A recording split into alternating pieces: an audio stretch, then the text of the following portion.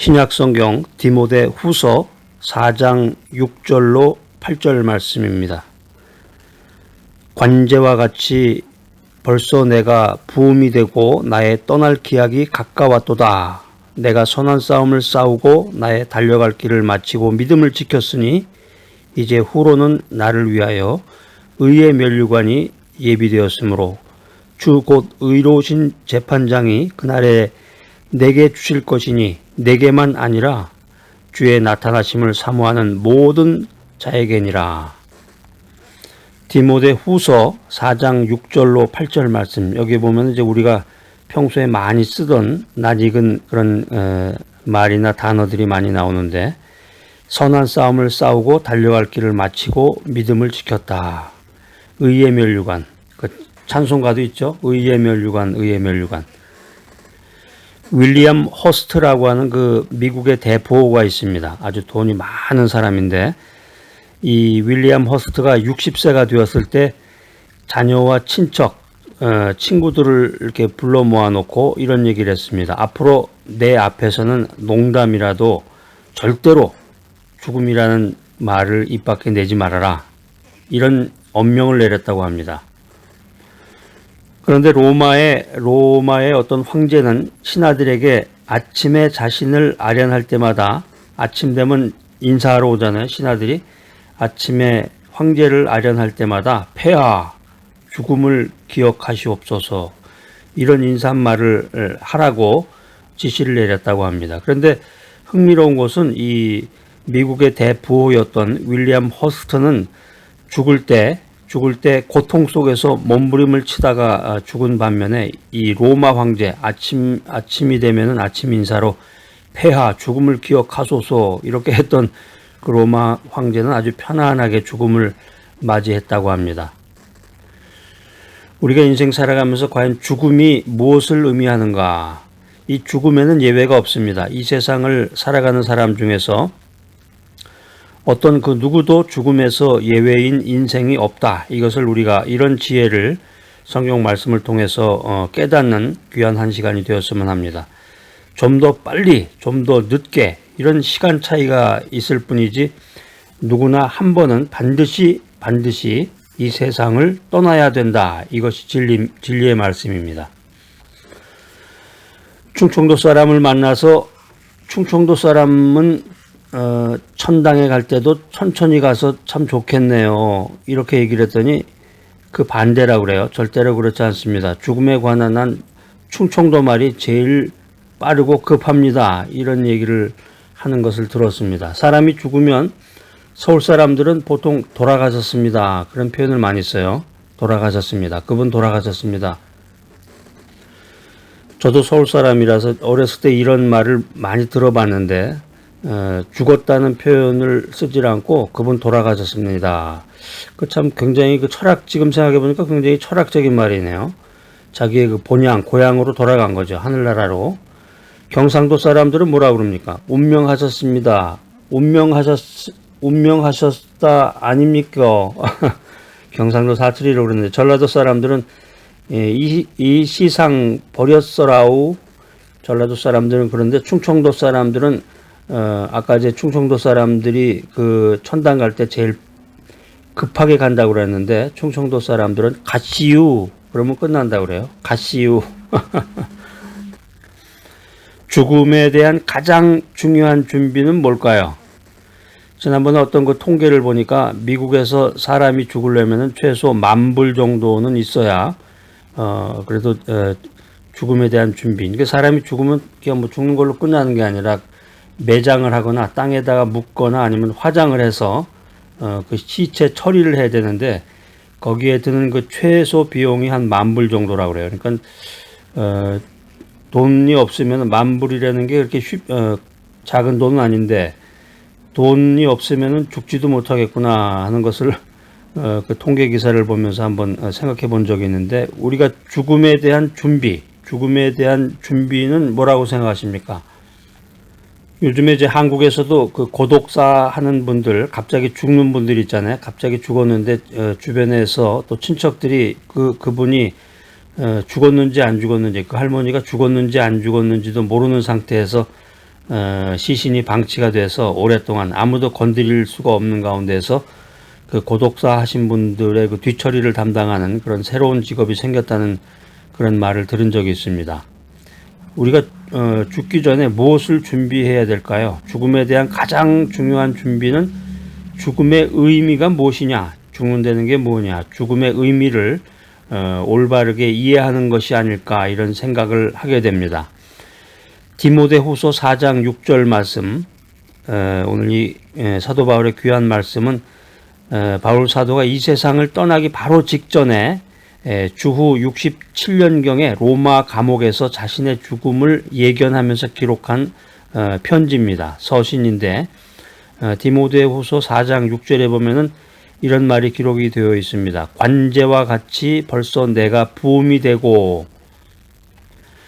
구약시대 때는 이제 번제, 속죄제, 화목제, 이런 여러 가지 제사들이 있습니다. 제사할 때는 이제 제물을 드리는데 보통 이제 양이나 염소를 각을 떠서 깨끗이 씻은 다음에 여러 절차를 거쳐서 제물을 드리게 됩니다. 그런데 그 마지막 절차가 포도주를 붓는 것입니다.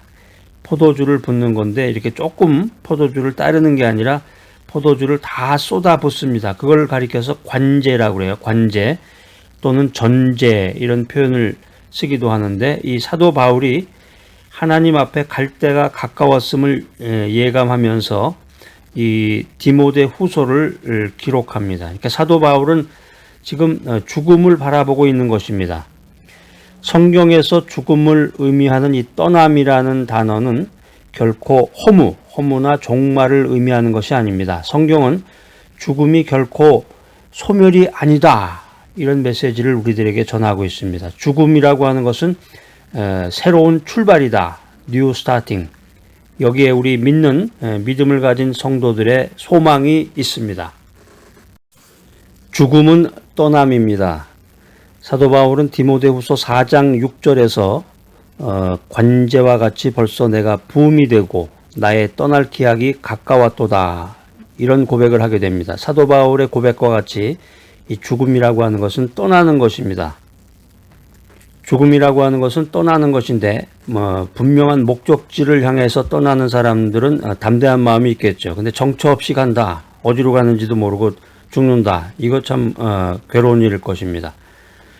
그래서 우리가 이 세상을 살아갈 때 이제 이 세상 사는 것을 그래서 우리가 나그네 길이라고 그러잖아요. 인생은 나그네 길이라고 그러는데 정처 없이 왔다가 가는 건데, 우리 신앙 가운데서 믿음의 생활을 하는 사람들은 분명한 목적지가 있죠. 분명한 목적지, 하늘나라를 향해서 하나님 품으로 돌아가는, 내 고향으로 돌아가는 분명한 인생 여정이 있는데, 그렇지 않은 사람들은 막연한 떠남을 준비해야 되기 때문에 불안과 공포 가운데서 인생을 살아가게 됩니다. 죽음은 떠남이다. 우리의 영혼이 육체로부터 분리돼서 육체를 떠나는 것을 죽음이라고 합니다.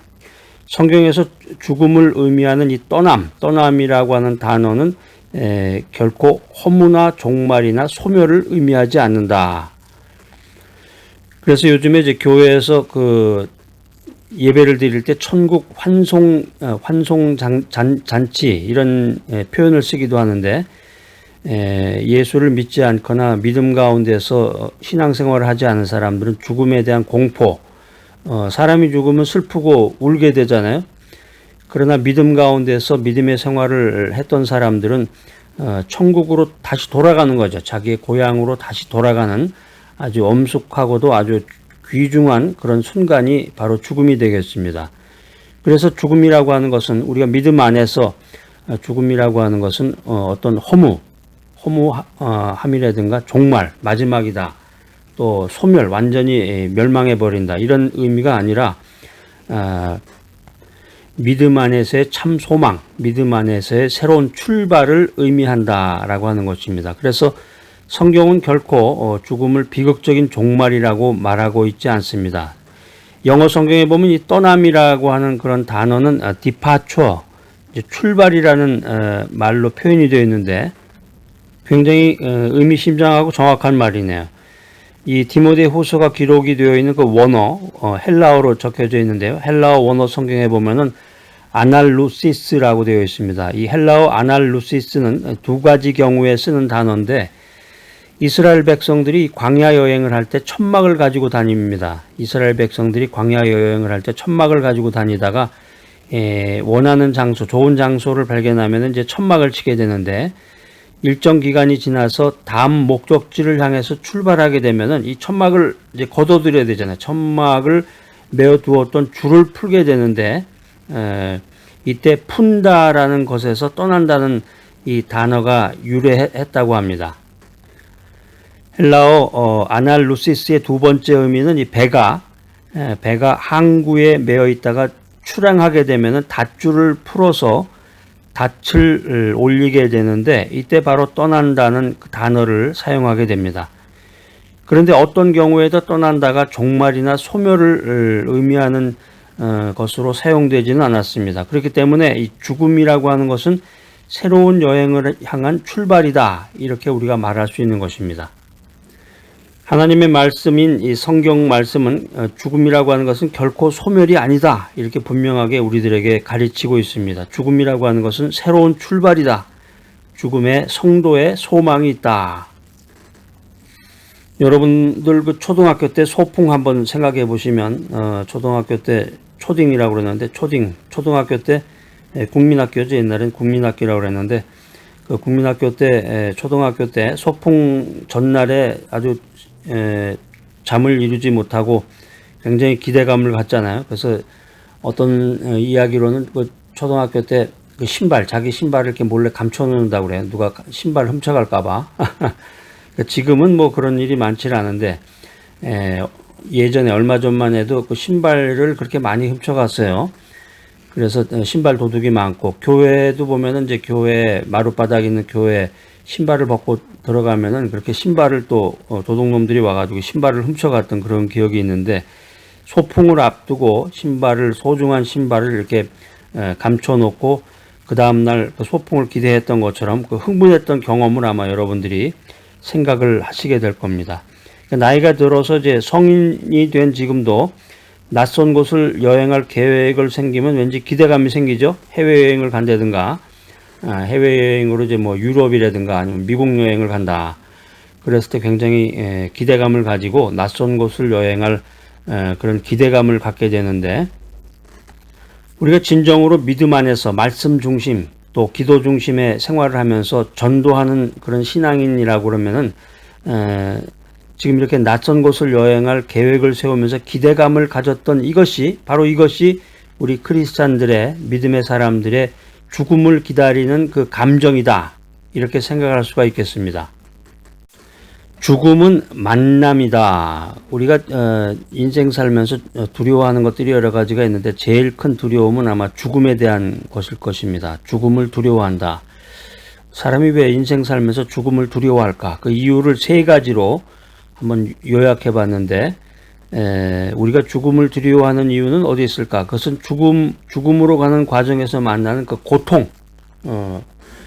되게 보면 이제 죽을 때 그 아파서 막 고통스러워하는 사람들 있잖아요. 고통스럽다. 그래서 암에 걸려서 암 치료를 받을 때 그 고통스럽게 죽는 장면, 이런 것들을 떠올리면서 죽음으로 가는 그 과정에서 만나는 고통을 두려워하기 때문에 이 죽음에 대한 두려움이 생긴다. 두 번째는 이 세상에 대한 집착이나 미련 때문에 죽음을 두려워하게 된다라고 하는 것입니다.